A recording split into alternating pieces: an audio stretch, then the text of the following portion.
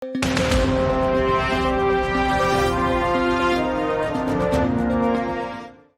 में सबसे बड़ी आबादी पसमानदा समाज की है, तो क्या हम ये मान के चलें कि निकाय चुनाव और उसके बाद लोकसभा चुनाव में भी कोई ना कोई कैंडिडेट पसमानदा समाज का नजर आएगा? आज जहां सपा के जो मेन मुस्लिम चेहरे हुआ करते थे तो वो आजम खान, बसपा की बात करूं तो नसीमुद्दीन सिद्दीकी, आज भारतीय जनता पार्टी का चेहरा दानिश आज़ाद अंसारी है जो पसमानदा समाज से हैं। और वहीं एक पहली बार एसटी का दर्जा देकर के हमारी पार्टी ने कश्मीर से गुलाम अली खटाना जी को राज्यसभा भेजा है और एसटी का दर्जा वहाँ पर मुस्लिम गुजरों को दिया है। इसके अलावा जो बड़ी तादाद के अंदर इस बार निकाय चुनाव के अंदर पसमानदा समाज के लोगों को टिकट मिलने वाले हैं और उनकी भागीदारी बढ़ने वाली है। लेकिन मुख्तार अब्बास नकवी जी से तो केंद्र का जो मतलब केंद्र मंत्री थे तो उसका दर्जा तो छीन लिया। ऐसा ना, परिवर्तन और भागीदारी और जिम्मेदारी भारतीय जनता पार्टी के अंदर बदलती रहती हैं। वो हमारे नेता हैं, मंत्री ना हैं नहीं हैं वो एक अलग विषय है, लेकिन उनको कोई ना कोई जिम्मेदारी पार्टी देगी, कहीं ना कहीं उनको उपयोग होगा और ये पार्टी का निर्णय है। पार्टी नई लीडरशिप हमेशा तैयार करती है।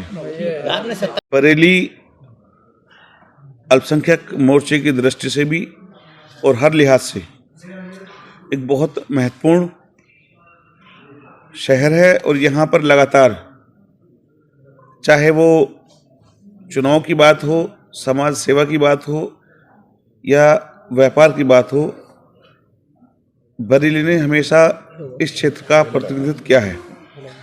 बरेली में अल्पसंख्यक मोर्चे के कार्यकर्ताओं के द्वारा इस ठंड में एक कंबल वितरण का कार्यक्रम रखा गया है।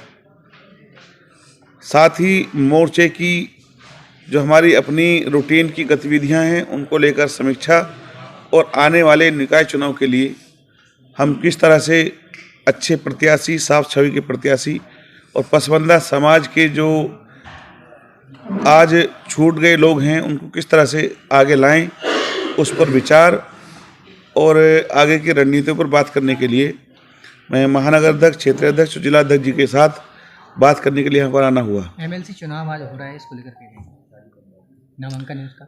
भारतीय जनता पार्टी लगातार सभी चुनाव के अंदर जीत रही है। इस चुनाव के अंदर भी हम जीतेंगे और चाहे वो शिक्षक हों, चाहे स्नातक हों, सभी लोगों का बड़ी तादाद में समर्थन भारतीय जनता पार्टी को मिला है। पिछले चुनाव में भी दिखाई दिया था और मुझे लगता है कि शायद समाजवादी पार्टी ये जो अन्य पार्टियां हैं या तो वो चुनाव नहीं लड़ेंगी और लड़ेंगी तो हारेंगी। सर, आप ये भी जानना चाहेंगे कि दिल्ली एक बड़ा कांड हुआ है जिसमें बीजेपी के कुछ कार्यकर्ता भी हैं, सर फिर भी बीजेपी चुप क्यों है?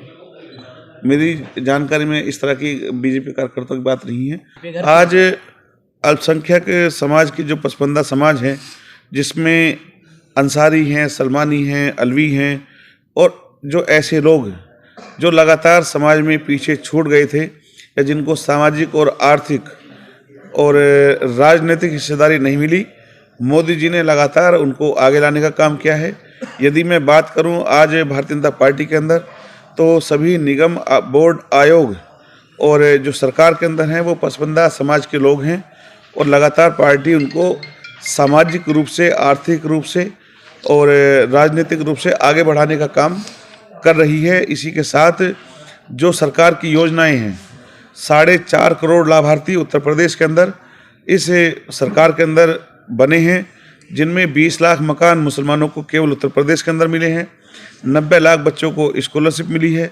इसी के साथ साथ चाहे वो शौचालय की बात हो, चाहे आम जन की राशन की बात हो, 2 करोड़ 61 लाख लोगों को राशन मिला है मुसलमानों को। सरकार की कोई भी ऐसी योजना नहीं है जिसमें पसमानदा समाज को और अल्पसंख्यकों को महरूम रखा गया हो और लगातार उनको आगे बढ़ाने का, सम्मान देने का, योजनाओं में हिस्सेदारी देने का। यहाँ तक कि जो पिछली सरकारें थी उनमें लगभग 9% की हिस्सेदारी 18% लोगों को मिलती थी। आज 18% आबादी को 27 से 35% की हिस्सेदारी इस सरकार के अंदर मिली है। वो केवल इसलिए मिली है कि ये वोट बैंक नहीं है, ये भारतीय जनता पार्टी केवल ये मानकर चलती है कि जो भारतीय है यदि वो किसी योजना में आर्थिक रूप से पिछड़ा है तो उसको आरक्षण मिलना चाहिए, यदि वो गरीब है तो उसको योजनाओं का लाभ मिलना चाहिए। केवल वोट बैंक के नाम पर सियासत नहीं, अंत्योदय के नाम पर, पसमानदा के नाम पर सियासत है।